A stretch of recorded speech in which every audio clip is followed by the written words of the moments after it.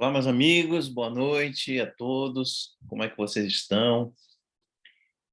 Tudo bem? Olá, Aruan, Bruno, Elinaldo, Boa noite, professor. boa noite. Boa noite, Laine, Luan, Rodrigo. Boa Boa noite, noite, professor. professor. Boa noite, Boa noite, professor. como é que vocês estão? Tudo beleza? Tranquilidade, e o senhor como é que tá? Beleza. Vocês já estão querendo que dê aquela sextada, né? Uma altura dessa aí, Ô, 8h20 já, a galera já está no final da bateria, mas vamos nessa. Eu já passei para vocês a segunda apostila, não foi? Por e-mail. Já passei, tá no pro e-mail da turma aí, a apostila 2, a gente já viu a apostila 1 toda, né? E hoje a gente começa a segunda apostila, a continuação do nosso curso de responsabilidade civil, não é isso?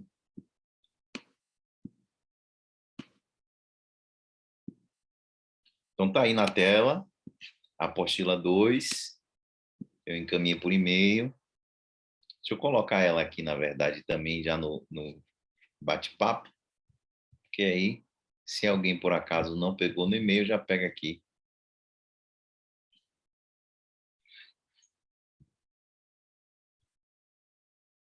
Pronto, coloquei aí no bate-papo. Responsabilidade civil, aula 2, espécies de dano. Espécies de dano. Vamos lá. Então, tá aqui na tela.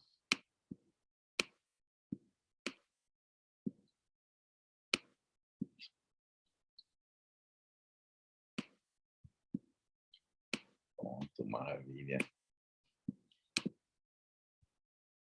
Vejam que até a numeração do índice eu mantive, é como se fosse uma continuação mesmo da aula passada. Tá bom? Referências bibliográficas aí. E vamos nessa.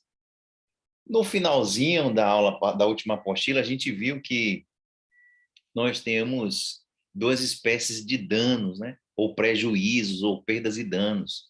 Aliás, já é uma dica aqui para vocês. Quando vocês estiverem diante dessa expressão perdas e danos, ou prejuízo, ou dano, estamos falando de expressões sinônimas. É o mesmo significado de dano, prejuízo, perdas e danos, que é o elemento objetivo da responsabilidade civil, né? É o elemento objetivo. A razão de ser da responsabilidade civil está justamente em saber que dano foi esse causado, né? Qual foi o prejuízo causado e tentar recompor esse dano, tentar trazer a pessoa prejudicada para o estado anterior ao dano que foi cometido a ela. Então, aqui, em direito civil, a responsabilidade civil, a gente não busca punição, esse não é o sentido principal. O sentido principal é recompor o patrimônio perdido. Patrimônio, assim, em sentido amplo, né? Seja os aspectos patrimoniais mesmo, em sentido estrito, né? A perda pecuniária, a perda financeira, bem como a perda eventual extrapatrimonial, né? Chamados danos morais. E, em relação aos danos, a doutrina tem uma classificação, tem um hábito de chamar, de dividir entre danos clássicos e danos novos, ou novos danos, né? Os danos clássicos são o dano moral e o dano material.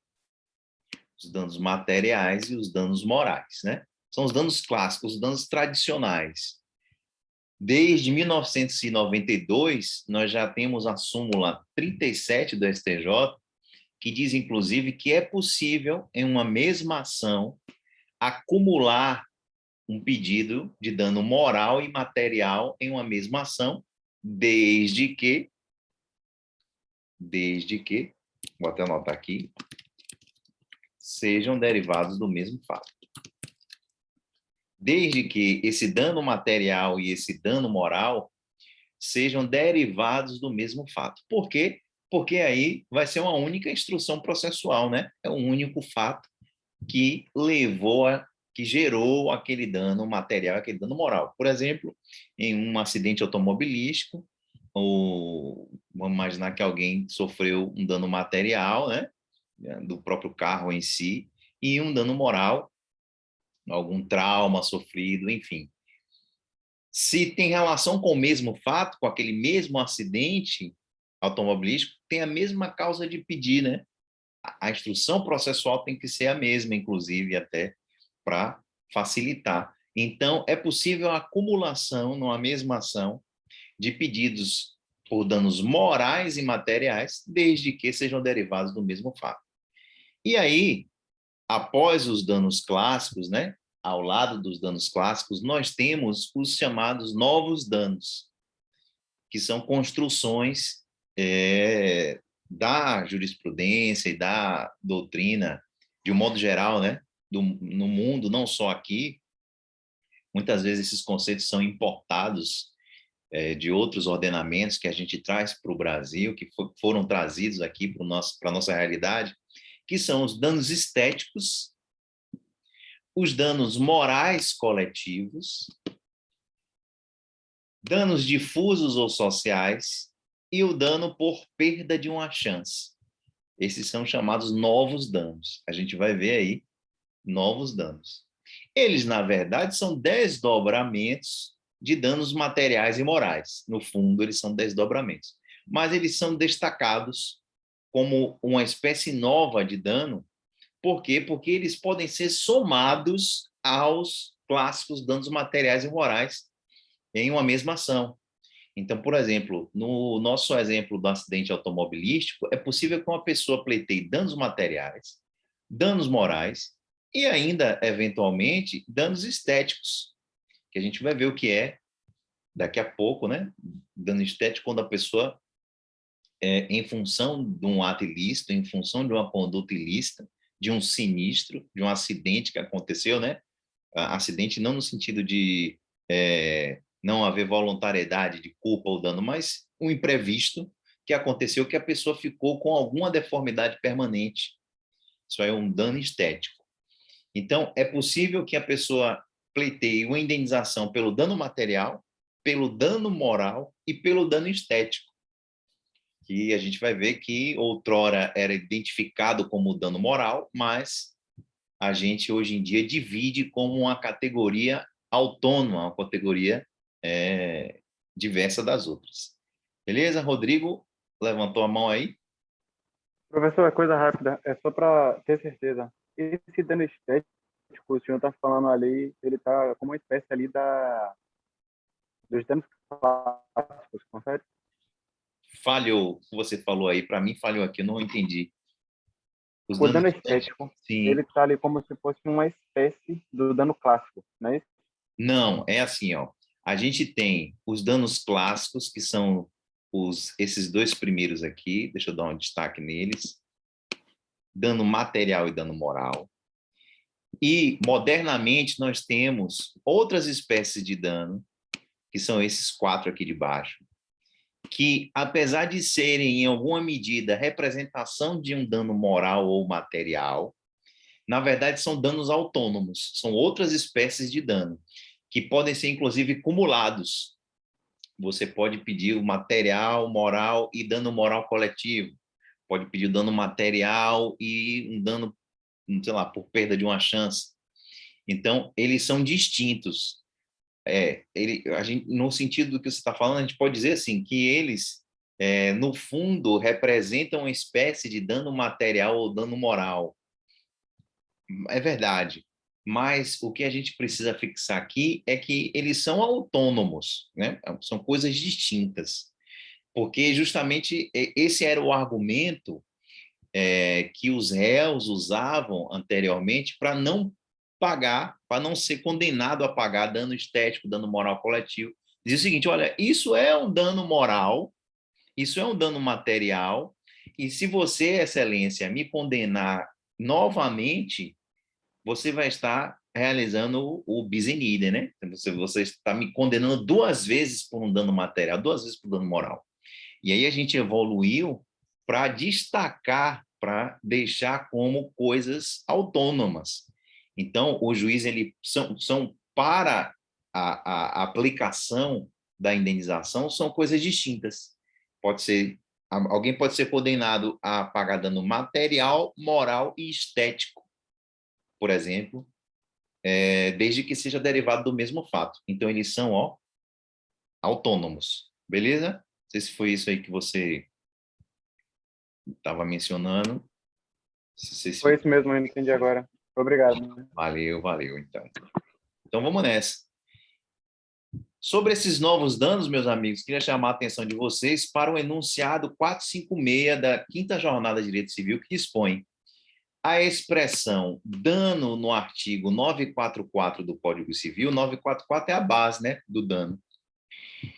Abrange não só os danos individuais, materiais ou imateriais, mas também, ó, danos sociais, difusos, coletivos, individuais homogêneos, a serem reclamados pelos legitimados para propor ações coletivas.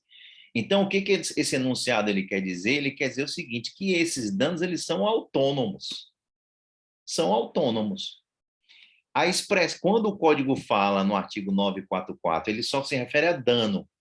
Ele não fala, o Código Civil não tem essa expressão dano estético, não traz a expressão dano moral coletivo. Ele fala só dano, né?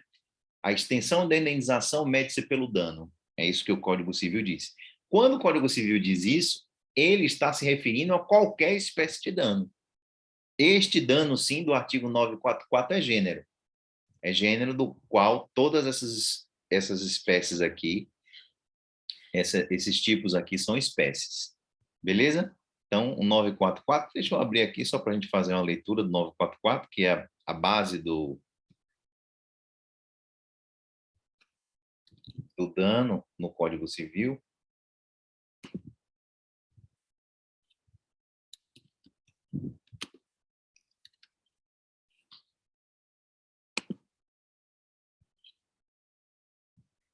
Está aqui na tela para vocês, ó. A indenização mede-se pela extensão do dano. A base da reparação civil está aí. A indenização vai ser arbitrada, nada mais, nada menos, nem indo além, nem ficando aquém do dano cometido. Então, aqui, a responsabilidade civil, a ideia é reparar o patrimônio desfalcado. Reparar exatamente o que foi desfalcado. Beleza? E aí a gente já viu que a culpa pode ser avaliada, o grau da culpa pode ser avaliada pelo juiz na hora de fixar a indenização. Quando houver excessiva desproporção entre a gravidade da culpa e o dano. Às vezes a pessoa age com a culpa levíssima e causa um dano absurdo, um dano enorme. Então o juiz ele pode reduzir equitativamente essa indenização se ele perceber essa disparidade, essa desproporção entre a culpa do causador do dano e a quantidade de dano causado, né? E a dimensão do dano causado. Então, qual é a regra geral? É do caput do 944. A indenização mede-se pela extensão do dano, ponto. Nem mais nem menos. Agora, por uma questão de equidade, para não realizar injustiças na prática, o parágrafo único do 944 possibilita que o magistrado ele reduza essa indenização se a culpa do causador do dano estiver desproporcional com o dano causado. Beleza? Então, tá aí. A base da fixação do dano, a fixação da indenização, inclusive é o capítulo 2, ó, é o capítulo 2 da indenização, é o que vai tratar deste valor. Qual é este valor a ser arbitrado para reparar o dano? Ô, Beleza? professor, Opa! teria como ter um exemplo para ilustrar esse parágrafo único? Tem, peraí. Deixa eu voltar aqui, só voltar aqui.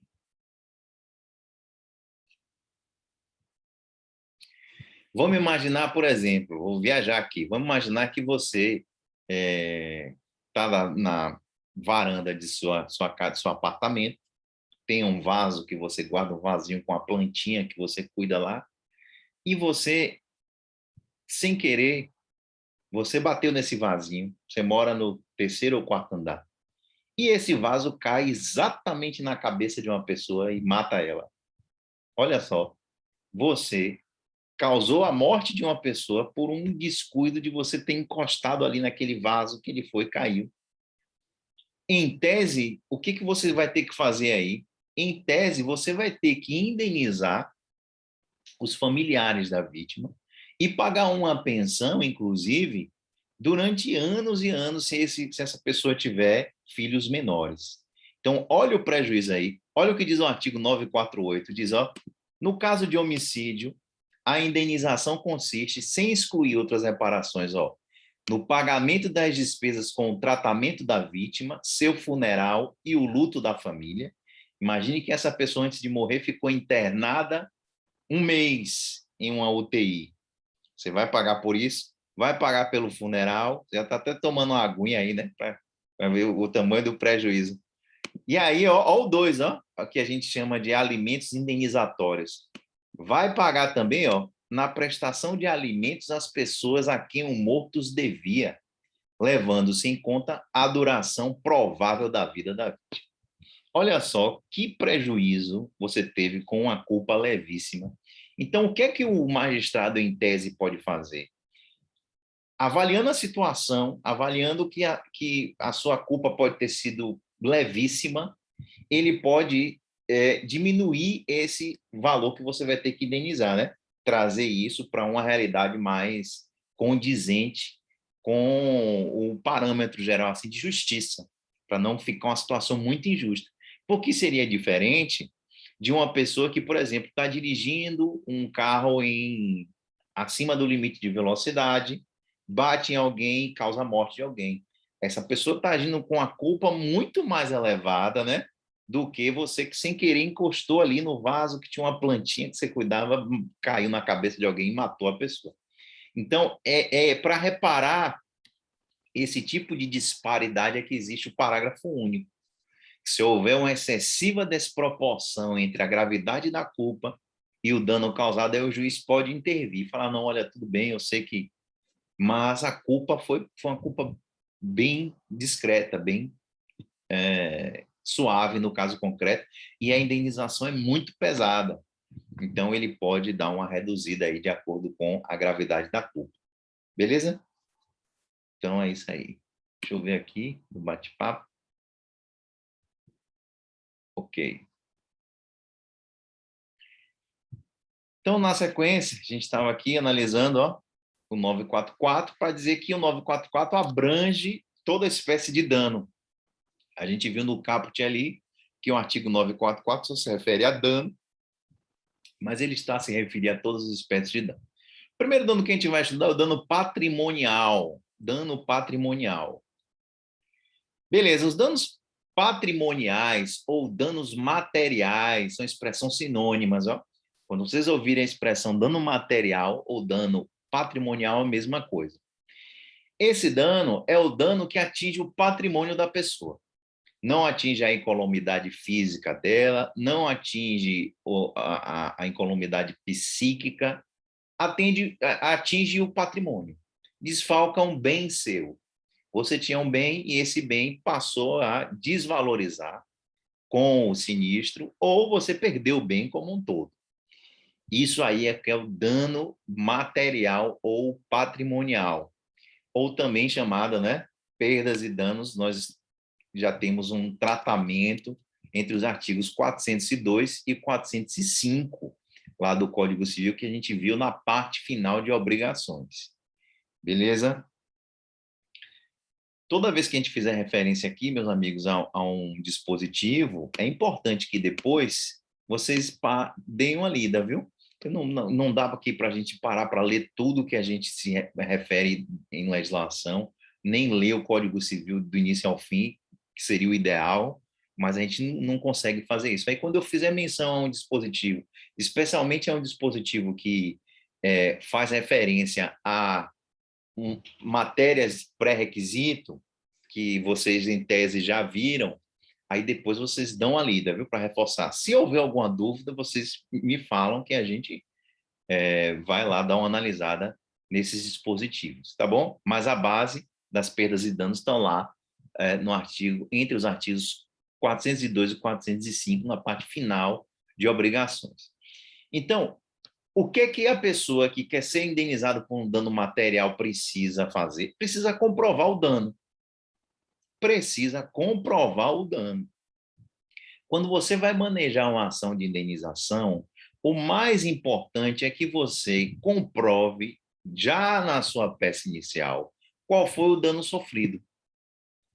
Então, não vai adiantar, especialmente se você tiver, por exemplo, em um rito do juizado especial, no qual você deve já fazer prova desde o início, não vai adiantar você alegar, por exemplo, que eu estou sendo cobrado indevidamente pela operadora de celular X, paguei 6 meses de conta que eu não deveria ter pago e não juntar esse comprovante de pagamento. Você tem que juntar esse comprovante de pagamento do seu cliente, porque o dano ele precisa ser constatado e provado. Você vai ser indenizado exatamente naquilo que você conseguir provar como prejuízo. Então, o dano material ele tem essa característica. Vai ser reposto o que for conseguido provar de dano efetivo em juízo. Beleza? Então, o dano que cabe reparação é aquele que tem a sua existência efetivamente comprovada. Ou seja, o dano indenizável deve ser certo e atual. Então, dano material será indenizado aquele que for comprovado. Se você tiver sofrido dano material, mas não provar, não fizer prova disso, você não vai conseguir ser indenizado. Beleza? Então, regra geral, não cabe indenização por dano meramente hipotético, o que a gente chama também de dano futuro ou eventual. Beleza? Mesmo no caso dos chamados lucros cessantes, que a gente vai estudar aqui. Então, o lucro cessante ele precisa ser comprovado desde já. Só para introduzir o tema, o dano material ele se divide em dano emergente e lucro cessante. A gente vai ver isso aqui. Mas dano emergente é aquele dano que efetivamente já aconteceu, e lucro cessante é aquele dano que razoavelmente vai acontecer. Não é um dano hipotético. Talvez eu venha a ter esse prejuízo. Não, é um dano que razoavelmente vai acontecer. Um exemplo clássico é o do taxista, a pessoa que trabalha com um carro e alguém bate nesse carro. O taxista, ele vai ser indenizado pelo dano emergente. Qual é o dano emergente? O prejuízo que ele teve para consertar o carro dele. O prejuízo que ele vai ter. Esse é o dano que já existe. É o dano emergente. Qual é o lucro cessante? O lucro cessante é o lucro que ele razoavelmente vai perder por não poder rodar com o carro dele durante 15 dias, que é o tempo que vai ficar em conserto. Então, ele tem que provar que durante 15 dias ele ofere um lucro de R$ 2.000, por exemplo. Ele vai ter que fazer prova disso para fazer jus. Não adianta alegar, eu ganho como rodando de táxi ou rodando de Uber, eu ganho 5.000 em 15 dias, excelência. Não vai adiantar de nada se você não provar. Então, esse dano ele tem que deixar de ser mera hipótese para ser um dano realmente comprovado, mesmo que seja lucro cessante. Então, você tem que comprovar, olha, no último mês, nos últimos 15 dias, eu ganhei, sei lá, R$ 2.000. Então, excelência, lucro cessante, R$ 2.000. Beleza? Então, é necessário que o dano material ele seja compreendido, o dano efetivo que já aconteceu e aquele dano que esteja dentro da cadeia natural da atividade interrompida. Dentro da cadeia natural da atividade interrompida. Isso tem que ser comprovado, obviamente.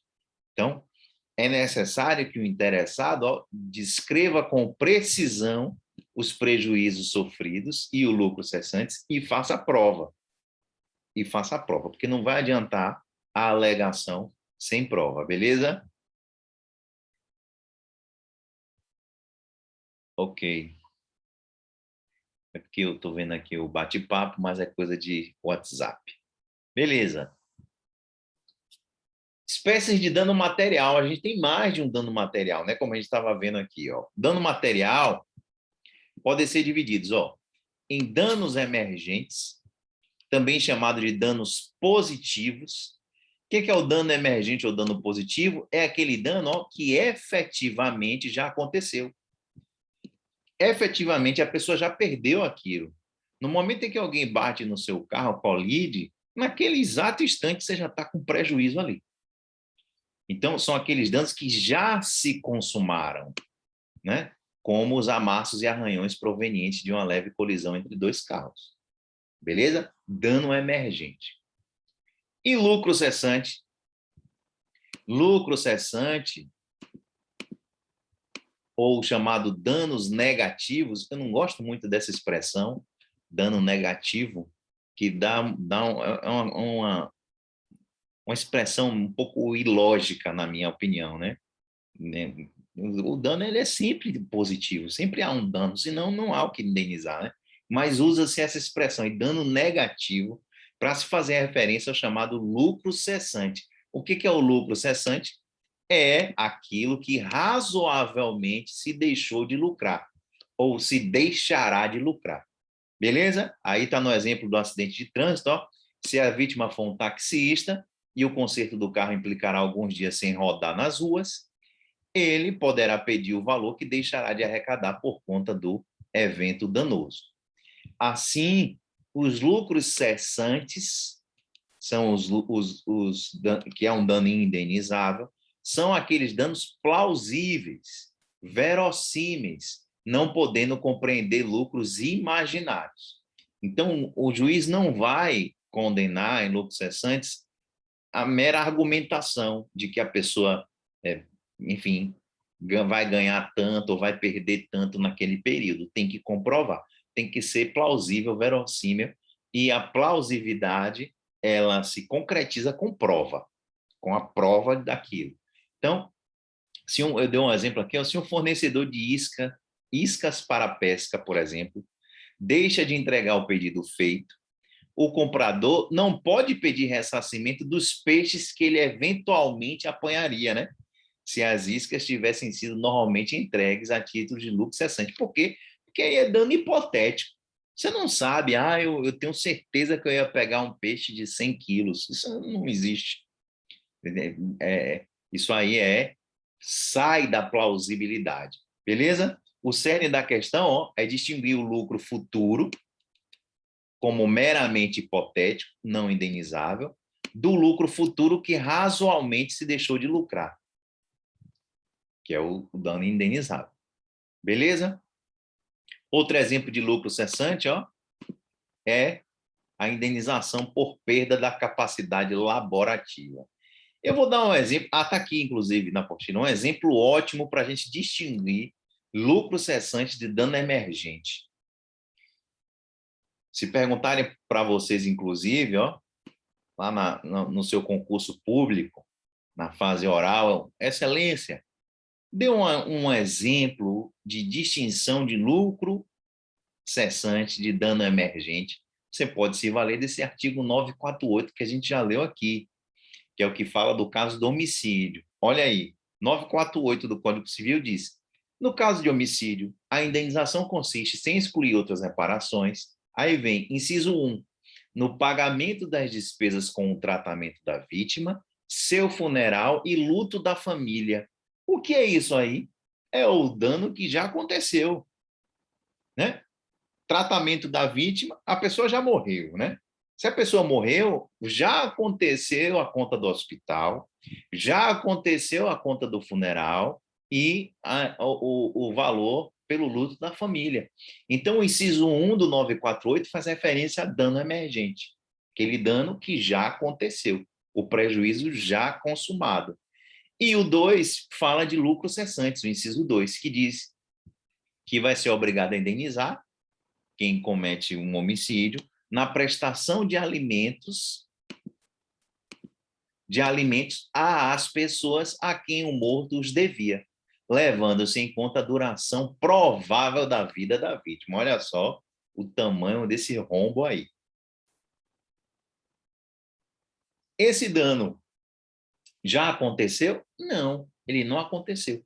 Mas ele é razoável que venha a acontecer se tinha pessoas dependendo do sustento daquela que você acabou de matar no evento, no sinistro, no evento danoso. Essas pessoas vão precisar de ajuda? Vão precisar. E aí, o valor em média que essas pessoas vão precisar, a gente vai ver daqui a pouco como é que a gente faz essa conta, mas esse prejuízo ele vai acontecer, né? Que as pessoas vão precisar dessa ajuda. Esses danos não são atuais, não aconteceram, por isso não são danos emergentes, mas eles vão acontecer. É razoável esperar que essa conta chegue. E aí, quem ceifou a vida de outra pessoa vai ficar responsável pelo pagamento dos chamados alimentos indenizatórios. Está aí nesse inciso 2. Então, o artigo 948 traz um ótimo exemplo no qual a gente já consegue distinguir aí as duas espécies de dano material, dano emergente e lucro cessante. Inciso 1, dano emergente, um dano que já aconteceu. Inciso 2, os chamados lucros cessantes, um dano que está para vir. Não é uma hipótese, não é viagem da cabeça da pessoa, mas sim é um dano plausível, a prestação de alimentos às pessoas a quem o morto devia. Beleza? Então, ó, a gente está se referindo aqui, o nosso exemplo é o exemplo dos chamados alimentos indenizatórios. Professor, tem mais de uma espécie de alimentos? Com certeza, tem várias espécies de alimentos. Vocês vão estudar isso com calma, especialmente em direito de família, mas a gente já vai antecipar aqui para vocês as espécies de alimentos que existem. Olha só, tem essa classificação aqui embaixo, que a gente pegou do professor Flávio Tartucci. O primeiro alimento que existe, que é o alimento que a gente normalmente conhece, normalmente ouve falar e associa, são chamados alimentos familiares ou alimentos legais. O que são os alimentos legais ou familiares? São aqueles que decorrem de uma relação familiar, seja de um casamento, ou de uma união estável, ou de uma relação de parentesco. É o dever de ajudar um ente familiar. Esses são os alimentos legais ou familiares, ó, que decorrem das relações de casamento, união ou união estável, né? E das relações de parentesco. Beleza? Então, estão no Código Civil esses alimentos familiares, no artigo 1649. Esses alimentos aqui são diferentes do de cima que a gente viu. Os de cima são indenizatórios. Aqui, ó, a natureza jurídica, a fonte desse alimento não vem de um sinistro, de um evento danoso, mas vem de uma relação familiar. O dever de prestar alimentos nasce de um casamento ou uma união estável ou uma relação de parentesco. Beleza? Agora, a Lei 11.804 também traz uma espécie de alimento familiar, que são chamados, ó, alimentos gravídicos, que são os alimentos devidos à gestante, aquela mulher que já tem um ser de vida intrauterina, né, no ventre dela, chamado nascituro. Então, a mulher gestante, ela, quando pede alimentos, ela o faz com base nessa lei aqui, ó, 11.804 de 2008. É uma espécie de alimento legal ou familiar. Alimentos previstos ex lege, beleza? O alimento gravídico, tá bom? O que é importante a gente saber? Por que é importante a gente fazer essa distinção das espécies de alimentos? Porque tem consequências práticas muito importantes. São esses alimentos aqui, os familiares ou legais, que, uma vez não pagos, podem levar à prisão do devedor. São esses alimentos aqui, os familiares, ó, que,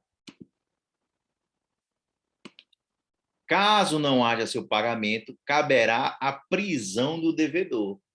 Então, tá aí os alimentos legais ou familiares, quando a Constituição fala, lá no artigo 67, de que caberá a prisão do devedor civil quando ele não pagar alimentos, os alimentos são os alimentos legais ou familiares. Não são os alimentos indenizatórios, por exemplo. Não cabe prisão. A gente vai ver. Beleza? Então, está aqui, ó, nesse sentido, o enunciado 522 da Jornada de Direito Civil esclarece que cabe a prisão civil referente aos alimentos legais ou familiares. Então, ó, essa é a única hipótese de prisão civil por dívida em nosso ordenamento. A única hipótese que alguém pode pagar por uma dívida civil, na verdade, isso não é nem um pagamento da dívida civil, é uma forma de coerção, é uma forma de tentar convencer o devedor do alimentos a pagar. Então, essa é a única hipótese de prisão por dívida civil. Se a gente for reparar na Constituição, a Constituição fala do prisão do depositário infiel, mas essa espécie de prisão, como o Brasil é signatário do Pacto de São José da Costa Rica, e o Pacto de São José da Costa Rica, que é um pacto internacional sobre direitos humanos, ele diz que não deve haver a prisão por dívida civil, salvo no caso do devedor de alimentos, aí acabou sendo revogada tacitamente essa parte da Constituição que fala na prisão do depositário infiel, por força do Pacto de São José da Costa Rica. O que pode atualmente, a única espécie de prisão por dívida civil é no caso do devedor de alimentos familiares. Beleza? É, na verdade, ó, um meio coercitivo excepcional, justificado em razão, ó, da preservação da dignidade do alimentado. Alimentando, na verdade, tinha que ter um N aqui, viu? Alimentando. Ainda sobre os alimentos familiares, importante julgado do STJ, ó, na linha dos precedentes dessa corte, os alimentos definitivos, quando fixados em valor inferior aos dos provisórios, não geram para o alimentante o direito de pleitear o que foi pago a maior, tendo em vista a irrepetibilidade da própria verba alimentar. O que quer dizer isso aí? Quer dizer o seguinte, uma pessoa tinha que pagar uma pensão de R$2.000, mas na frente o juiz faz uma revisão a pedido da parte, a pedido do alimentante, e reduz essa pensão para R$1.500. Havia uma discussão se o alimentante poderia cobrar que o alimentado, que ele devolvesse a diferença do valor. Olha, eu fiquei pagando aí 2 anos R$2.000 e agora o juiz disse que o que eu devo pagar é R$1.500. Então me devolva essa diferença de R$500. Pode pedir isso? Não pode, porque a dívida alimentar ela é irrepetível. O que quer dizer isso? Ela não pode ser devolvida, mesmo que o juiz depois reduza esse valor. Beleza? Então, não é possível que se devolva alimentos pagos. Beleza? Jusilene? Professor, me tira uma dúvida só com relação a essa questão aí dos alimentos. No caso, ele vai preso para a pessoa que se negou. Quando ele se nega, tendo condições, ele se nega a pagar essa pensão, não é isso? Ou, por exemplo, todo desempregado não tem condição. E aí vai pagar como? Boa pergunta sua. Ele, na verdade, não há um parâmetro assim fixo, específico. Ó, se ele está desempregado, ele não pode ser preso. Ele pode ser preso mesmo desempregado, porque o juiz pode entender que ele tem capacidade de trabalhar, tem capacidade de realizar bicos, trabalhos extras, e ele não quer, não está fazendo, ou a pessoa, enfim, está ganhando dinheiro, conseguiu comprovar que ele teve algum rendimento como autônomo, fazendo um bico aqui, outro ali, mas ninguém viu a cor desse dinheiro, né? Quem precisava do dinheiro não viu a cor desse dinheiro. Então, pode ser, sim, que no caso isso justifique para o juiz não determinar a prisão, mas pode ser que não. Depende do caso concreto. O que é importante para vocês saberem aqui é que essa prisão ela tem um prazo máximo de 3 meses. A pessoa não vai ficar presa como em uma prisão provisória, uma prisão preventiva, enfim. É um período. Na verdade, é um choque de realidade, assim, essa prisão. Tanto é que, na prática, vocês vão perceber isso, já é uma manha, uma mandinga, assim, vamos dizer, dos juízes, dos oficiais de justiça. Esse tipo de prisão, ele normalmente é declarado sexta-feira de noite, sexta-feira no final do dia. Por quê? Porque o cidadão vai passar pelo menos um final de semana preso. Que ele vai tentar...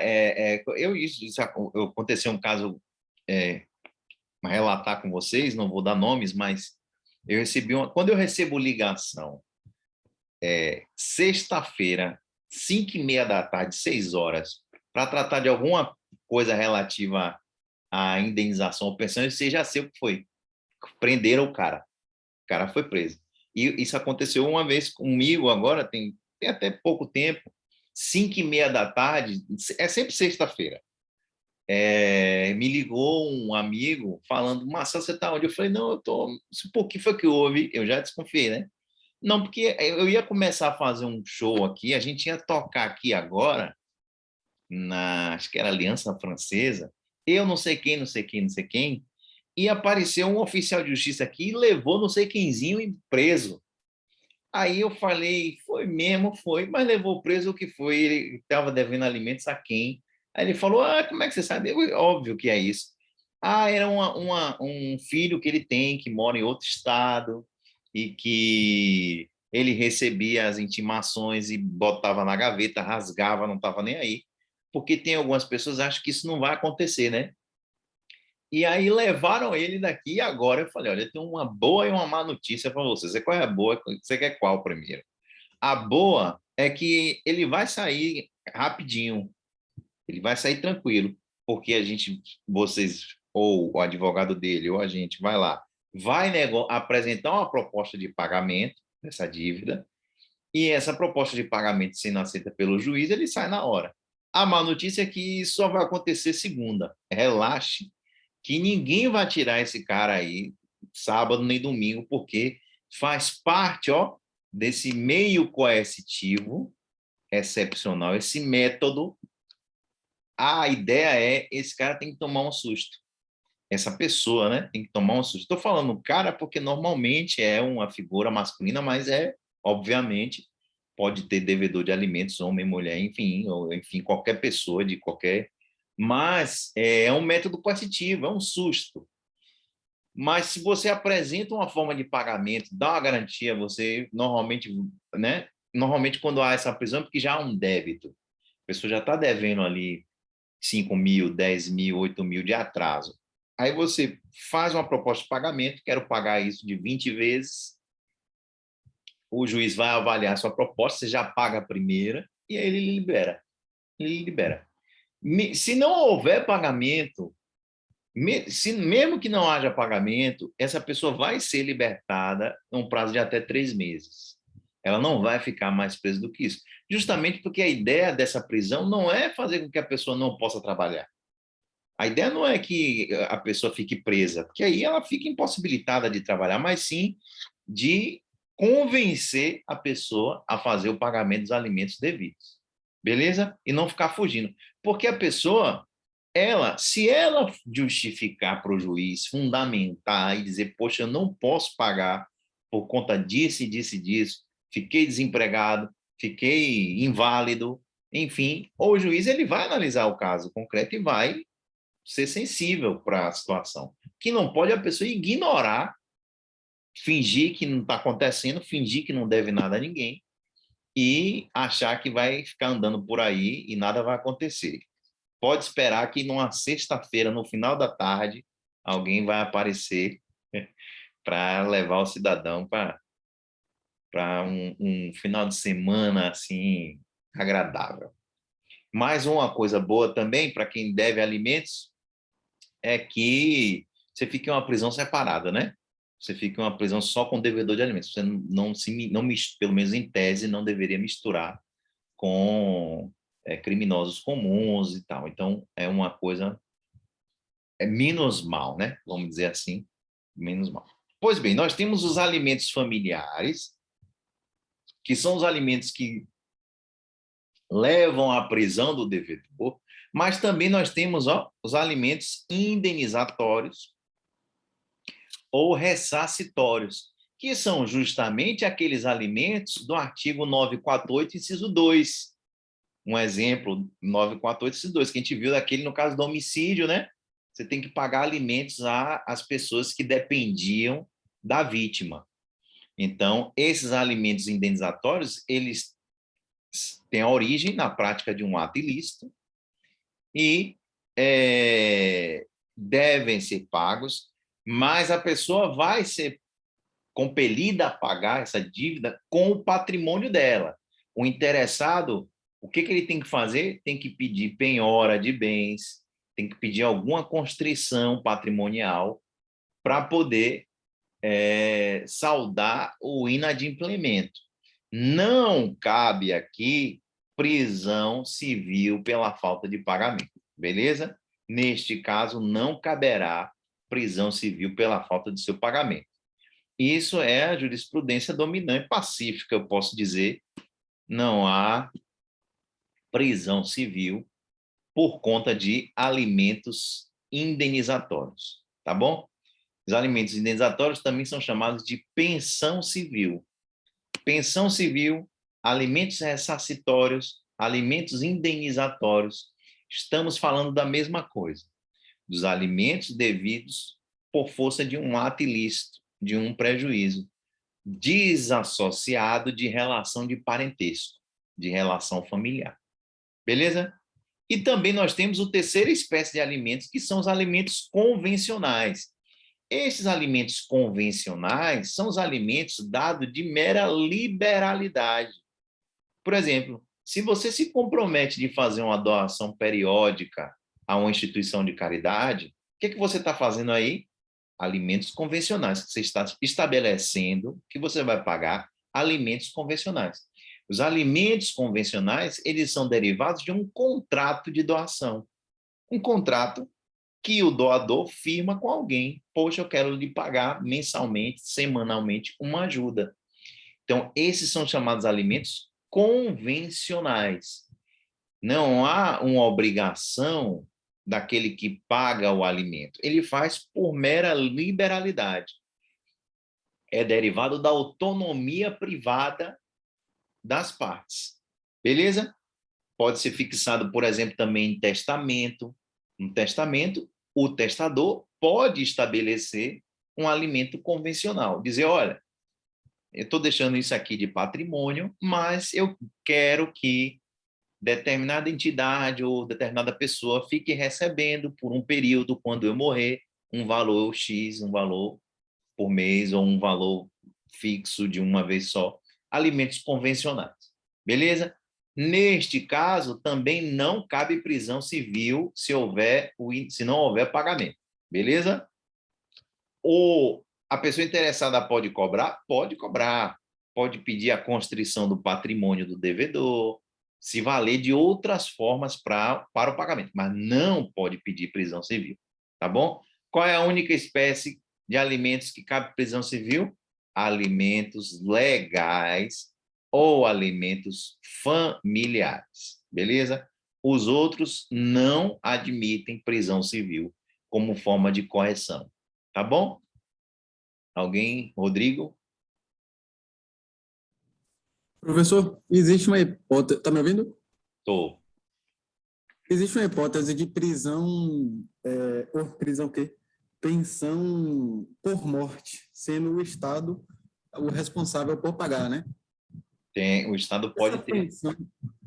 Essa pensão, ela tem caráter alimentício e, se tiver, cabe responsabilização objetiva. Se o Estado não pagar, cabe, né? Cabe. Apesar de ser uma omissão, porque assim, a omissão é por culpa ou dolo, tem que avaliar a culpa. Aí eu fiquei na dúvida se seria objetiva por descumprir uma obrigação de fazer, entendeu? Entendi. Não, a responsabilidade do Estado ela é objetiva nesses casos. A gente vai estudar isso também aqui, a gente vai ver nesse curso quais são essas hipóteses que o Estado é obrigado a indenizar. Mas já de antemão eu já lhe falo que a modalidade de responsabilidade do Estado ela é objetiva nesses casos. Beleza? Ele vai... Normalmente o que acontece é que o Estado paga de uma vez. Paga o valor, né? A indenização é uma vez só. O que o particular pode fazer também. Você pode... A gente vai calcular aqui esse tipo de pensão civil, a gente vai ver agora, é o ponto. É facultado para o particular, ele, ao invés de pagar mensalmente até a idade provável da vítima, ele pode pagar de uma vez, se ele quiser. Se ele puder e quiser, ele pode... Eu vou lhe dar de uma vez aqui o valor mensal que seria até a pessoa completar a idade provável da vida dela. Beleza? Então, qual é essa quantificação? Já falando aqui, nesse tema que a gente está tratando. A gente está falando de alimentos indenizatórios, quando a gente fala de quantificação de pensão civil aqui no particular, neste ponto, né? E a jurisprudência atual, quando os tribunais vão fixar essa indenização, esses alimentos indenizatórios, eles levam em consideração a duração provável da vida da vítima, que é algo em torno entre 65 e 70 anos. Um parâmetro bacana, um parâmetro que normalmente é utilizado, é a expectativa de vida do IBGE. O IBGE, atualmente, tenho até que revisar isso, porque essa apostila eu escrevi ano passado, mas deve ser a mesma aí, talvez tenha até diminuído, né? Porque o brasileiro sofrendo tanto do jeito que ele está sofrendo, deve ter até diminuído. O fato é que essa expectativa de vida ela vinha aumentando até nos últimos anos. O Brasil ele vinha envelhecendo. Então, essa expectativa de vida do brasileiro é que é levada em consideração pelos tribunais, né, pelo magistrado, para fixar a quantificação dos alimentos indenizatórios. E, atualmente, esta idade está em torno de 76,2 anos. Tá bom? 76,2 anos. Está aqui um julgado que usa em consideração que usou em consideração a expectativa de vida do IBGE, mas nesse julgado não era 76, porque é um julgado de 2002, a expectativa de vida aqui era algo em torno de 65 anos nessa época, da média do brasileiro. Mas eu estou falando aqui atualmente, é porque atualmente, né, século 21, a gente está aqui com essa média aqui de expectativa de vida. Cabe até um Google aí para a gente ver como é que está isso hoje em dia. Mas beleza, então, exemplificando. A vítima tinha 36 anos no momento de sua morte. Vamos imaginar que ela tinha 36 anos, né? Para ficar uma conta redonda aqui com a expectativa de 76. Então, qual é o prazo razoável ainda que ela viveria? 40 anos. Né? A pessoa tinha 36 anos quando morreu. A expectativa de vida é 76 anos. Qual é o período que vai se pagar a prestação? 40 anos. Beleza? Agora, se a vítima, quando sofreu um acidente, ela já havia atingido a idade da expectativa de vida, né? Ou seja, os 76 anos, o que a jurisprudência costuma fazer? Costuma presumir, de acordo com as condições gerais de saúde da vítima, quando da sua morte, né? No momento em que ela morreu, como era a condição de saúde dessa pessoa que já tinha 76 anos? E aí, a indenização é fixada entre 2 a 5 anos de vida a mais, em média. Beleza? Pode chegar até mais, a pessoa comprovar que tinha uma saúde excelente e tal, aí os familiares vão fazer prova disso, tá bom? É possível o contrário também. É possível que você cause um acidente a uma pessoa que tinha 40 anos, por exemplo, mas que tinha graves problemas de saúde, que era já desenganada pelos médicos e tinha expectativa de viver apenas 2 anos, por exemplo. Tinha um câncer, alguma coisa assim. Então, é possível que essa expectativa da duração provável da vida da vítima seja também reduzida, de acordo com o quadro geral de saúde da vítima no momento da morte dela. Beleza? Então, mas a gente tem que fazer essa expectativa. O magistrado ele vai na sentença justificar qual é esse prazo e por que que ele chegou naquela conclusão, tá bom? Obviamente, quem tem o dever de pagar vai tentar puxar isso para menos e os familiares da vítima vão tentar puxar isso para mais. Beleza? Existem também inúmeros julgados que consideram que a pensão mensal devida a título de alimentos indenizatórios deve considerar como 65 anos a expectativa de vida. Então, já tem outros julgados aqui entendendo que 65 anos é um julgado já até mais recente, 2012. 65 anos é a idade da vítima. Aruan, quer perguntar alguma coisa aí? Professor, essa indenização, no caso, essa espécie de alimento, ela vai ser para todos os familiares, só para os filhos, ou como é isso? Para todos aqueles... Ou é um valor só para... Para todos aqueles que dependiam que eram dependentes econômicos do decujus, né? Da pessoa que faleceu. E aí o juiz vai fazer um cálculo com base em todas as pessoas que dependiam do decujus. Então, Deus queira que nunca aconteça isso com vocês, com nenhum de nós, mas se acontecer, primeira coisa a rezar é rezar para que ele não tinha filhos, né? Ou tinha poucos filhos, e também que a expectativa de vida daquela pessoa não era muito, porque, imagine aí, eu acho que essa aí é a indenização mais pesada que existe, é esse tipo de indenização aí por morte de uma pessoa, porque é uma indenização, né, por um prazo muito grande. E imagine se você... Então, se os filhos se emanciparem, então, cessa essa indenização?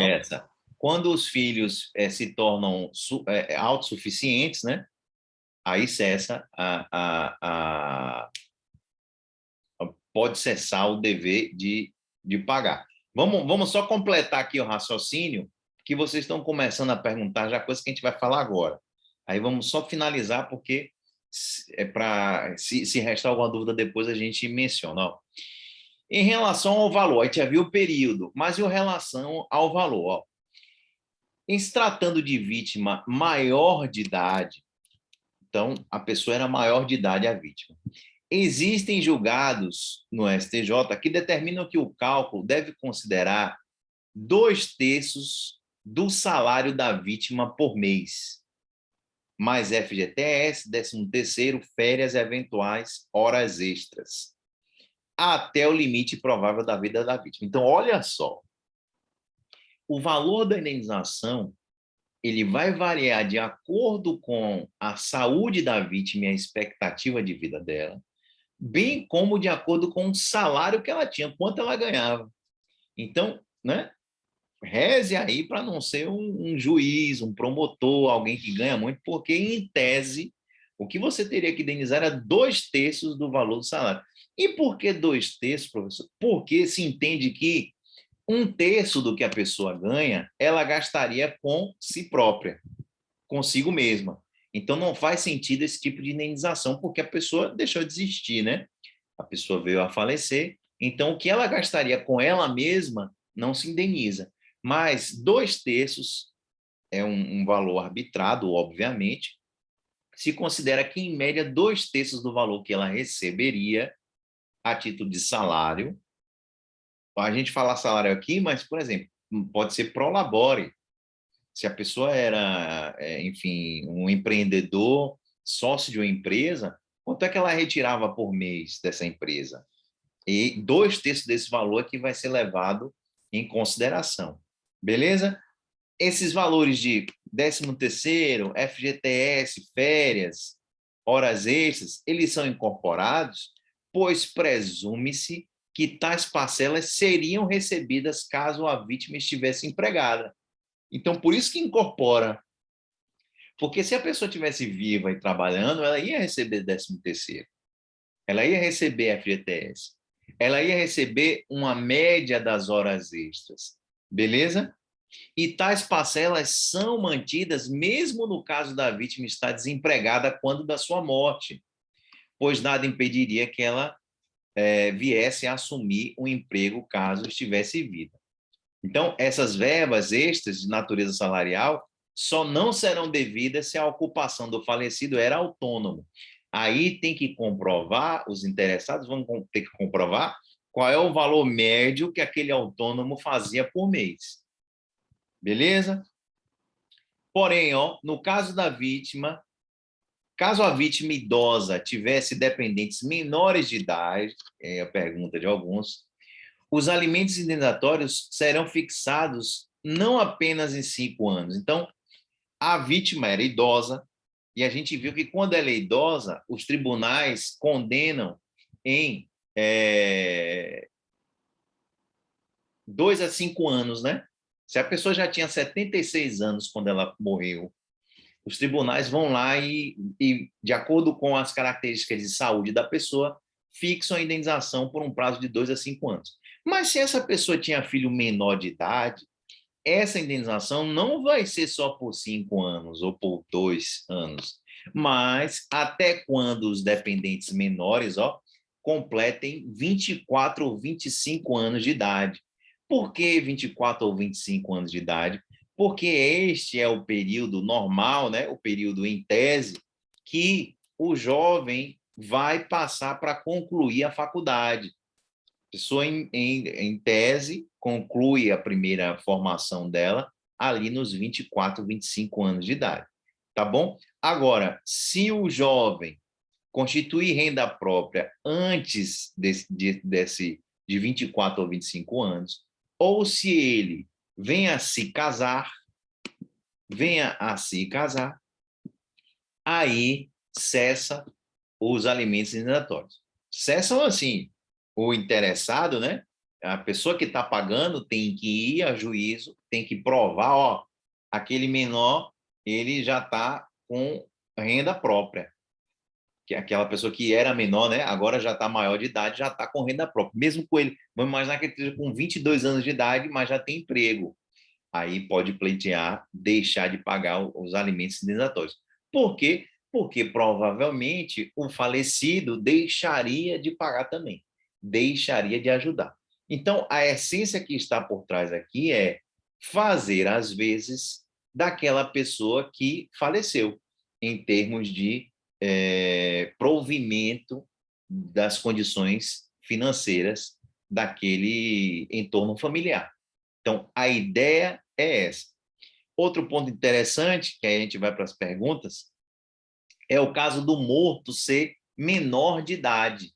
Então, e se o morto for menor de idade, sem atividade remunerada, aquele morto menor de idade, ele não sustentava ninguém.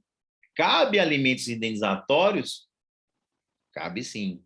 Aí a gente aplica a súmula 491 do STF, que reconhece ser passível a indenização material aos lesados indiretos, inclusive no caso da morte de nascituro, olha só, inclusive quando alguém causa a morte de um ente ainda nem nascido, é possível pedir sim indenização material, beleza? A indenização, nesse caso, ela será concedida a partir de quando o ente falecido teria 14 anos de idade. Idade em que a pessoa pode começar a trabalhar como aprendiz, segundo a Constituição. Beleza? Sendo que, antes disso, não poderia ter qualquer atividade laborativa remunerada, até quando completasse 24 ou 25 anos de idade. Então, como é que vai ser fixada se a pessoa é menor de idade? O juiz vai falar, olha, vai pensar, olha, essa pessoa é menor de idade, ela tem 10 anos, por exemplo, e faleceu. E vai ter alimento, vai ter indenização material? Sim, vai ter indenização material. E como é que vai ser calculado? Como é que calcula a jurisprudência? Entre 14 anos, que é a idade que aquele ente começaria a trabalhar, até quando ela completasse 24 ou 25 anos. Beleza? Aí, há julgados que, após essa idade, 24, 25 anos, a idade estimada, né? Que a pessoa faleceu, é uma estimativa do que ela ia produzir de rendimento.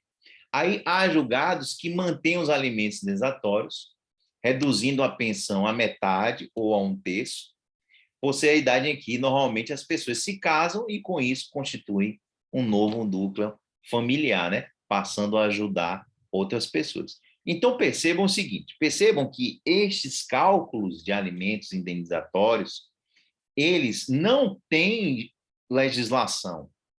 A gente não tem, o professor, onde é que lei está isso? Aí não tem uma lei dizendo. Isso é construção jurisprudencial. Isso é construção dos tribunais. Então, você pode achar uma decisão julgando de um determinado meio e você pode achar uma decisão arbitrando de uma forma diferente. O que eu estou passando aqui para vocês é, de um modo geral, o que é que mais acontece em termos de fixação dessa indenização.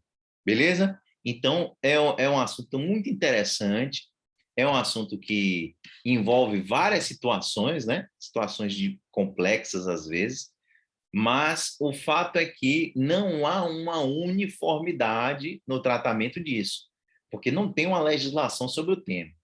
Definir o quanto de alimentos indenizatórios é uma tarefa que cabe ao judiciário, à jurisprudência, que ela vai definir de acordo com esses parâmetros que a gente tentou trazer aqui para vocês. Beleza? Rodrigo, quer perguntar uma coisa? Professor, coisa rápida, mas só porque não ficou muito claro aqui na minha cabeça. O senhor falou que no caso de nascituros, a pensão passaria a ser paga a partir dos 14 anos. Confere? Isso. De quando a pessoa fazia 14 anos. Só que aí ficam duas coisas na minha cabeça, né? A primeira é a que eu acredito ser a mais óbvia, que é a prescrição. Se eu pergunto se esse objeto não se perderia em si, porque 14 anos é muito tempo. E segundo, que ficaria claro que a pessoa não necessitaria, não dependeria do alimento da pessoa que faria 14 anos, devido ao decorrer do tempo. Então, não é pacífico esse entendimento de que, em caso de nascituro, vai haver pagamento de pensão? Vai. Porque... E é pacífico. O que não é pacífico é quanto, né? E fixar quanto vai ser esse valor que tem uma variação. Mas o que que eu posso dizer assim, pacífico, é perigoso até a gente falar assim, pacífico, né? Porque dá uma ideia de que é uma coisa resolvida. Mas o fato é que é o seguinte, qual é o raciocínio aí? O raciocínio é o seguinte, essa pessoa que faleceu, que podia ter 8 anos de idade, sim, uma criança, ou até um nascituro, ela se pressupõe que ela poderia ajudar a família com o rendimento a partir dos 14 anos, que é quando a pessoa começa a poder ganhar alguma coisa na condição de aprendiz, né? Ela já começa ali a poder, a partir de 14 anos, até uma data em que ela normalmente constituiria a própria família dela e ela não poderia mais ajudar quem pleiteou aqueles alimentos. Porque quem é que vai pleitear esses alimentos? Que, na verdade, não, aí é uma indenização material, né? É um dano material. Os alimentos são uma espécie de dano material, mas vamos pensar em dano material aí, para a gente tirar um pouco dessa ideia de alimentos, no sentido de que as pessoas precisariam daquilo para sobreviver, mas sim no sentido de que teria aquela renda a mais na família. Então, isso ficaria entre 14 anos e mais ou menos a idade em que a pessoa se forma e constitui uma nova família. E aí ela para de ajudar, ou pelo menos diminui a ajuda que daria à família. Então, é uma indenização arbitrada, pensando em, no futuro, essa pessoa que deixou de existir, ela poderia ajudar os familiares que ela acabou de deixar, o pai, a mãe, o irmão. E qual é esse valor, qual é esse período que ela poderia ajudar? Ela poderia ajudar na renda familiar a partir dos 14 e ajudaria esse núcleo familiar aí até quando ela mais ou menos tivesse ali 24, 25 anos. Entendeu aí mais ou menos qual é a ideia da indenização? Essa fixação desse dano material aí é um lucro cessante com base no que aquilo supostamente a pessoa poderia ajudar. Beleza? Mas assim, cada caso é um caso. Por exemplo, se a pessoa que faleceu era uma pessoa que já tinha uma incapacidade, que era uma pessoa inválida, por exemplo, por algum motivo, ela não podia trabalhar, não poderia se locomover, enfim, tinha algum problema, é possível se pedir uma redução desse valor ou até o não pagamento. Falar, olha, essa pessoa não tinha condição, ela não teria condição mais na frente de ajudar economicamente a renda familiar. Então, não faz sentido arbitrar um valor para que ela seja condenada a pagar a título de indenização por dano material. Mas isso é caso a caso. Isso aqui é o que a gente está trazendo, é um panorama geral de fixação. Porque, como eu falei e repito, não tem uma legislação sobre o tema, é construção jurisprudencial mesmo.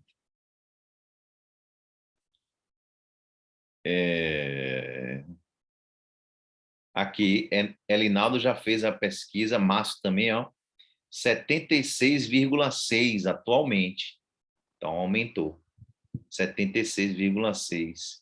Márcio quer falar? Já vou dar uma ajustada na apostila aí, 76,6. Professor, o Elinaldo ele postou também uma pesquisa da Universidade de Harvard, em parceria com a Universidade Federal de Minas Gerais, que foi publicada na revista científica Nature. O dado que eu usei foi da agência de notícias do IBGE, que deve estar certamente desatualizado, porque ele colheu os dados até 2019. Da Covid, né? E aí eu utilizei o dado do IBGE justamente porque foi o órgão que o senhor citou na apostila. Mas ele não está certamente tão atualizado quanto a pesquisa da revista científica. Não, e o presidente não quer fazer censo, não quer nem fazer censo para a gente ter Aliás, é o obscurantismo. Real, né? É o obscurantismo, né? Quando um dado não funciona, não agrada, aí a ideia é demitir o responsável técnico que trouxe aquele dado que não agrada. Que já começou lá com aquele cara do INPE, né? Aquele cientista renomado e tal, que botaram o cara para fora porque ele disse que os satélites estavam indicando que as queimadas tinham aumentado. E as queimadas não podem aumentar no governo atual, porque é mentira. Não aumenta a queimada nesse governo aí maravilhoso que nós estamos tendo. Vamos lá. Mas é isso. E aí tem gente que gosta. Tem gente que gosta de ficar no escuro, né? A gente estamos passando a pandemia inteira com dados que não são dados oficiais, né? Quem é que deu o dado das mortes? Foi um grupo um consórcio de imprensa, da imprensa, que se dependesse do governo federal não tinha. Olha onde nós viemos parar, né? Ok. E qual é o termo inicial? Ó? A fixação do termo inicial para esse tipo de pagamento de pensão. Há julgados que entendem que deve-se começar a pagar na data do evento, né? Na data do prejuízo, a data do sinistro, e outros orientando pela idade em que o menor começaria a trabalhar. Tá vendo? Até o início da idade do pagamento, quando é um menor de idade, há discussão, há controvérsia. Alguns entendem que desde já, e outros eu acho mais coerente a partir de 14 anos, porque é quando, né, aquele ente poderia produzir alguma coisa. Tá bom? Então, a depender de quem você esteja defendendo aí na causa, você vai fazer a defesa de uma ou outra teoria, tá bom? Quem defende a data do evento usa como base, como fundamentação jurídica, a súmula 43 do STJ. E quem defende 14 anos vai na jurisprudência, vai pegar uns julgados aí e colar na sua petição, tá bom? Outra observação importante é no sentido de que a jurisprudência entende que o valor pago a título de seguro obrigatório, ou DPVAT, né, nos acidentes, ele deve ser abatido do preço da indenização. Então, ó, a pessoa vai receber DPVAT hoje, eu acho que está em torno de 12 ou 13 mil reais no caso de morte. A pessoa morre hoje, tem um seguro obrigatório, todo mundo que tem um carro ou um automóvel fez esse seguro. Você pode até não saber, mas você pagou por ele. E se acontecer alguma coisa, algum acidente, tem esse valor lá para você, né? Para os seus familiares ou para você mesmo, se você não falecer, tem lá um valor de... Tem uma tabela lá, né? De invalidade permanente e tal, e tem o falecimento, que é o valor mais alto, que dá algo em torno de 13 mil reais. Esse valor, se ele foi pago, se os familiares da vítima ou a vítima conseguiram receber esse valor deve ser abatido dos alimentos ressarcitórios. Beleza? É o que diz, ó, inclusive, súmula, tem súmula sobre o tema, a 246 do STJ. O valor do seguro obrigatório deve ser deduzido da indenização fixada. Tá bom? Ô, professor, porra, 13 mil para uma morte de uma pessoa é pouco, né? É. Mas pode ter certeza que isso ajuda muito a muita gente, pelo menos, né, fazer o enterro com dignidade, enfim, é um grande negócio esse DPVAT. Isso é um fenômeno da socialização dos danos, que é algo que a gente vai ver também aqui durante esse curso, que a tendência é essa. A tendência é que a gente consiga socializar as perdas, no sentido de que cada um contribua um pouquinho para, se um de nós tiver dificuldade em algum momento, essa pessoa possa ir lá se valer dessa ajuda. Beleza? Vocês estão me ouvindo aí legal? Ou travou? Tá legal, professor. Pronto. Dá para ouvir direitinho. Às vezes aparece uma mensagem para mim aqui, sua internet está instável. Às vezes não atrapalha, mas não atrapalha, não. Beleza, pronto. Beleza. Beleza, próximo ponto aí, ó, titulares do ressarcimento do dano material. Quem é que pode pedir dano material? Quem são os titulares do ressarcimento do dano material? Obviamente, a vítima, né? Em primeiro lugar, a pessoa que sofre o prejuízo é que pode pedir indenização. Beleza?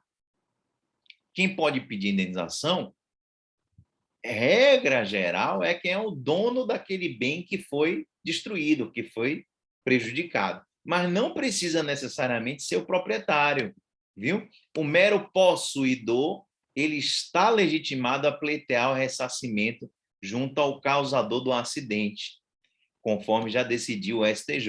Olha aí o RESP, beleza?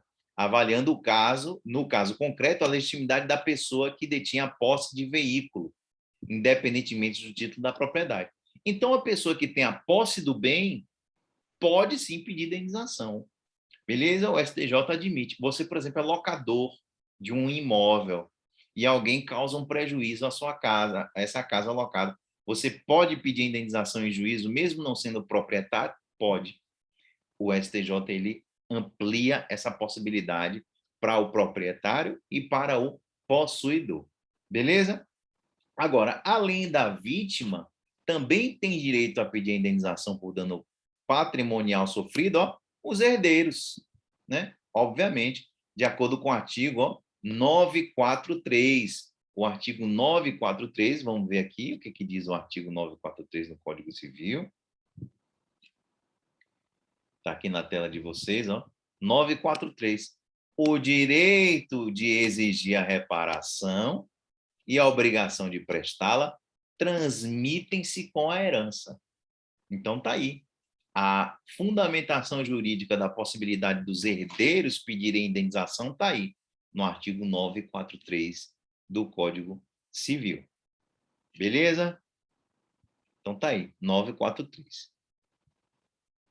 Então, o professor Carlos Roberto Gonçalves fala que, em caso de morte de um chefe de família, a esposa e os filhos menores têm legitimidade para pleitear a indenização, não na condição de herdeiros do falecido, mas na de vítimas. Então, a gente deve distinguir o seguinte: existem duas situações aí. A situação de quem pode pedir uma indenização na condição de herdeiro, mas alguém que pode pedir a indenização, a situação de quem pode pedir indenização por ter sofrido pelo ente que foi retirado da sua convivência.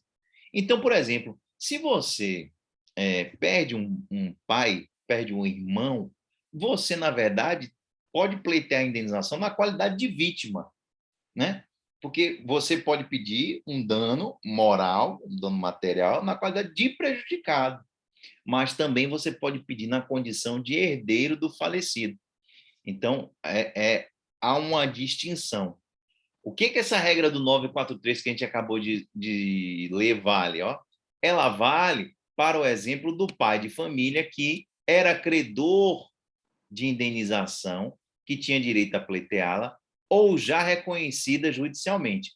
Então, se a pessoa que faleceu, vamos imaginar que Maria faleceu e Maria tinha um crédito para ganhar de João. Maria tinha uma grana para ganhar de João. E aí Maria veio a falecer.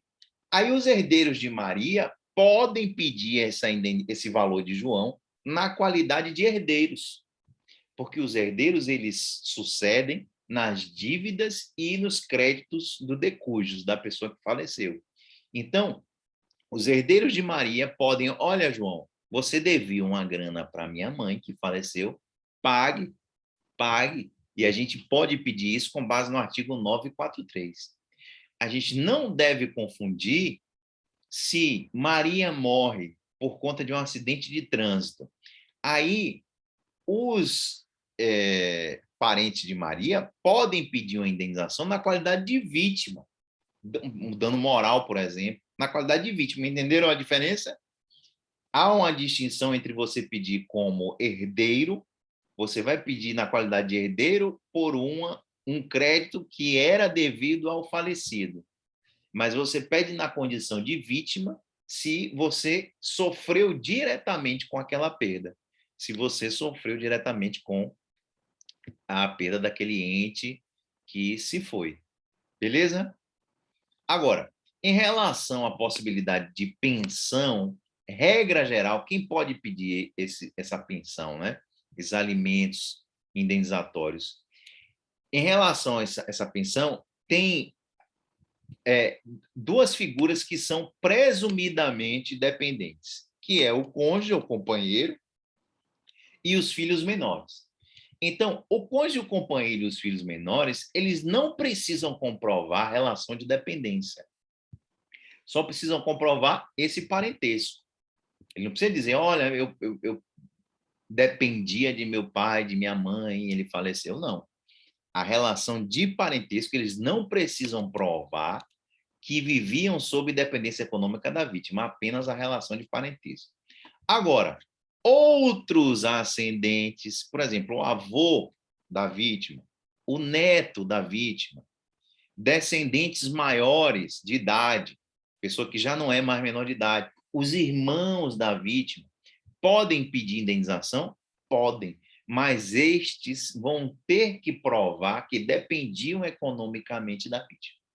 Beleza? Então, em relação a cônjuge e companheiro ou filhos menores, há uma presunção de dependência, mas em relação aos descendentes maiores, ascendentes, irmãos, estes precisam comprovar para pedir a indenização. Tá bom? Companheiro também tem direito, não há mais discussão entre se tinha que ser casado para pedir, não, companheiro também tem direito, com base, inclusive, no que dispõe o próprio Código Civil, no artigo 1723, e a Constituição Federal. Beleza? Ok. Deixa eu ver aqui o que mais que a gente pode tratar aqui. Já foi, viu? E aí, aguentam mais ainda? Vamos adiantar? A gente tem que adiantar porque... Rodrigo falando, pode acumular indenização de vítima e de herdeiro? Pode, não tem problema nenhum. Você pode pedir o valor na condição de vítima e pode pedir um valor também na condição de herdeiro daquele ente que se foi, tá bom? Vamos avançar em dano moral? Eu sei que vocês estão cansados e eu também estou, mas vamos avançar porque a gente perdeu já um mês aí, né?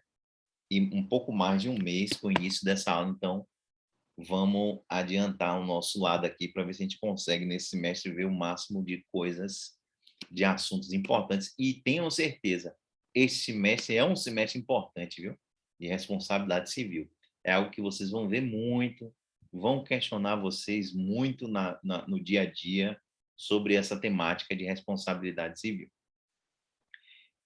A gente passa a estudar agora, depois que a gente viu o dano material, o dano moral. O que é o dano moral? O dano moral é aquele dano que atinge não o patrimônio da pessoa, mas atinge o ofendido como pessoa, atinge a sua personalidade, atinge algum direito da personalidade da pessoa.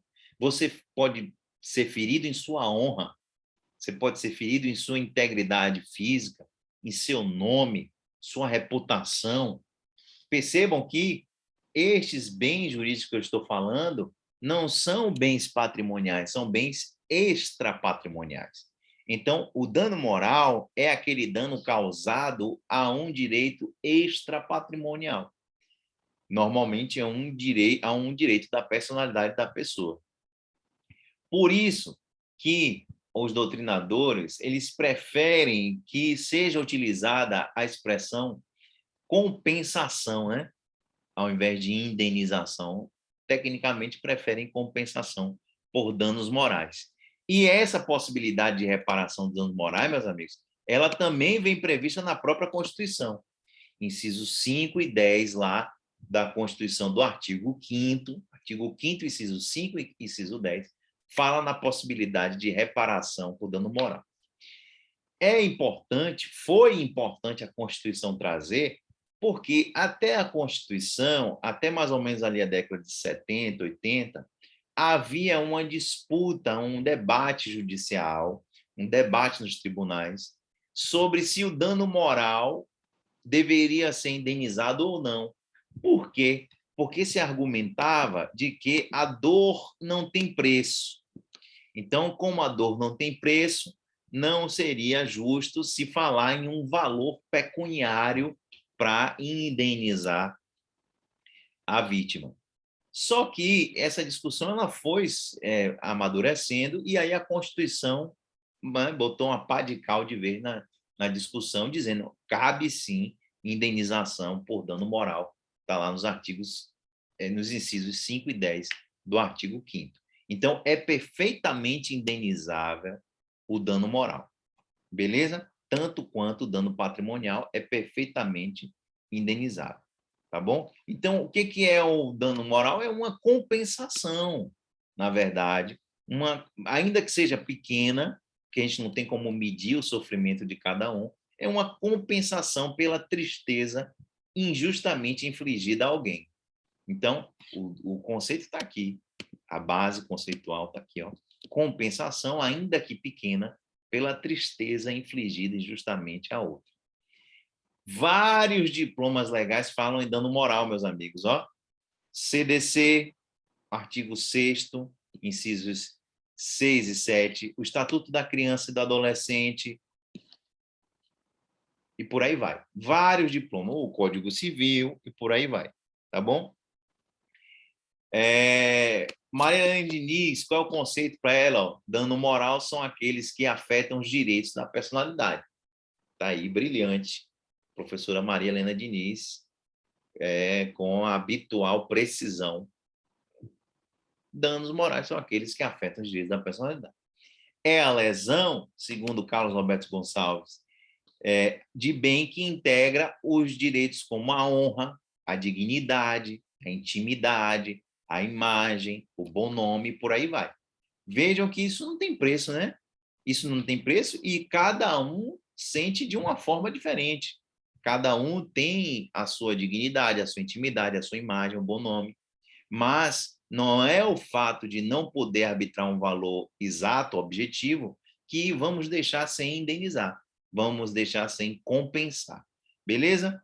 Flávio Tartucci menciona que para a reparação de um dano moral, não se requer a determinação de um preço para a dor ou um preço para o sofrimento, mas sim um meio para atenuar as consequências do prejuízo imaterial, o que traz o conceito de um conceito lenitivo, né? Derivativo de sucedâneo.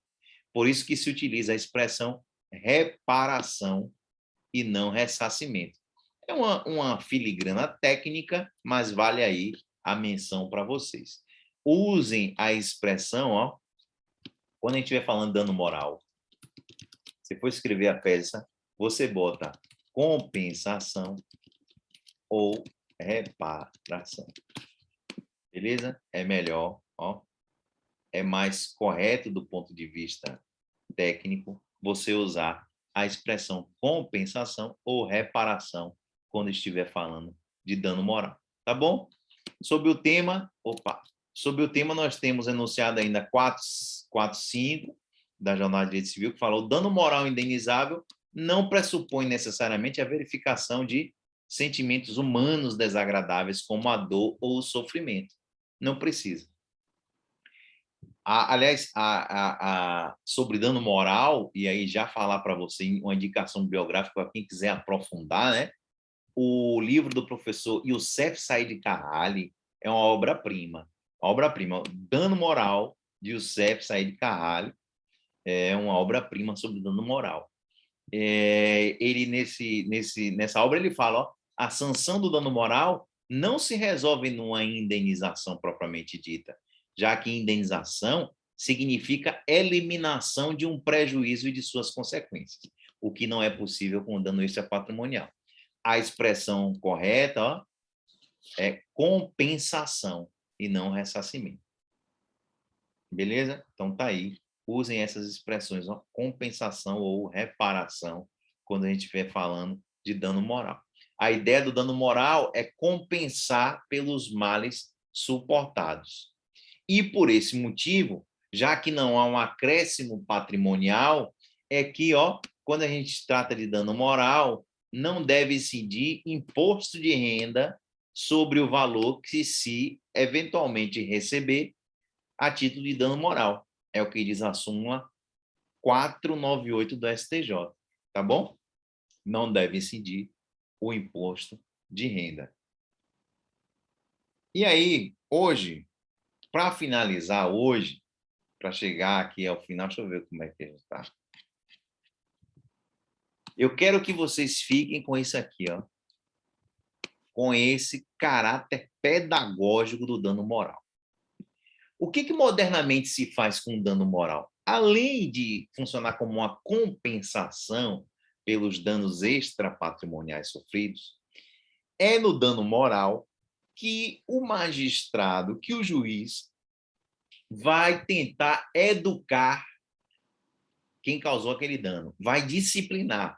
É o chamado caráter disciplinador ou pedagógico do dano moral. Então, quando o juiz for arbitrar o dano moral, ele vai pensar naquele sofrimento, mas ele também vai pensar em um valor que funcione como um instrumento disciplinador, um instrumento pedagógico.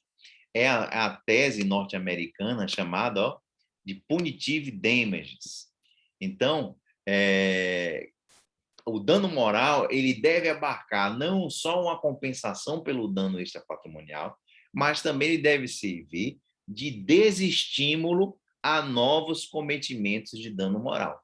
Então, está aqui essa importante função do dano moral. Tá bom? Ainda sobre dano moral, ó, o STJ aprovou a súmula recente, inclusive, em 2020, ó.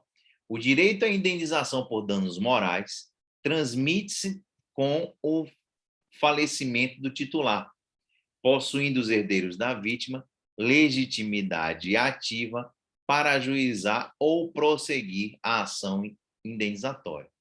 Então, se a pessoa que morreu estava pedindo um dano moral de alguém ou poderia pedir um dano moral de alguém, a possibilidade de pleitear esse dano moral passa para os sucessores. Beleza? Atenção, não é o direito da personalidade que passa para o sucessor. Não é o direito da personalidade da pessoa morta que passa para o sucessor, porque o direito da personalidade ele acaba com o fim da personalidade jurídica. Quando a pessoa falece, acaba a integridade física, né? Acaba, quer dizer, alguns direitos da personalidade ainda persistem, como, por exemplo, A reputação da pessoa pode ainda ser tutelada? Pode. Mas, em tese, com a morte da pessoa, os direitos da personalidade também se extinguem. Beleza? O que se transmite é o direito de requerer a indenização, não o direito extrapatrimonial em si. Tá bom? E aí eu deixo uma observação no final desse ponto, dizendo para a gente aguardar a evolução do posicionamento do STJ sobre esse tema, pois, além dos herdeiros, o espólio, o que é o espólio? O espólio é o ente despersonalizado que representa a herança, em juízo ou fora dele. Beleza? O espólio é aquele conjunto de bens que o de cujos deixou. O espólio também tem legitimidade ad causam, legitimidade processual, para pedir indenização por dano moral em nome do de cujos. Inclusive, isso é o que o STJ estabeleceu na tese 5. Ó. Embora a violação moral atinja apenas direitos subjetivos do falecido, o espólio e os herdeiros, ó, o espólio e os herdeiros têm legitimidade ativa de causa para pleitear a reparação dos danos morais suportados. Ok? Galera, vamos ficar por aqui, ó, que eu sei que a bateria de vocês já foi, e a minha também. Vamos lá. Dano moral da pessoa jurídica, a gente retoma na aula que vem com esse tema aí, também importante, também um tema muito interessante. A pessoa jurídica pode sofrer dano moral ou só a pessoa física? Vamos ver isso nas cenas do próximo capítulo, tá bom? Galera, alguma pergunta aí? Tudo certo? Muita informação importante hoje aí, viu? Muita informação relevante para vocês. Grande abraço e a gente se vê aí quinta que vem, viu? Rapidinho. Tchau, professor. Você já tem uma data de prova, de como é que tá isso aqui? Que eu estou chegando no... Tem professor que vai fazer prova, por exemplo, dia 5/10. Tem 30/11, professor que vai fazer a apresentação de trabalho 14/10, prova 25/11, certo. e 1/12. Aí depende. A gente vai fazer um negócio um pouquinho mais aí, mais para frente. Não dá para fazer agora no início de outubro, não. Valeu, meus amigos. A gente vai marcar com calma isso aí depois, tá bom? Grande abraço. Ok, professor. Boa noite. Boa noite. Tchau, pessoal. Valeu. Boa noite. Obrigado aí. Tchau.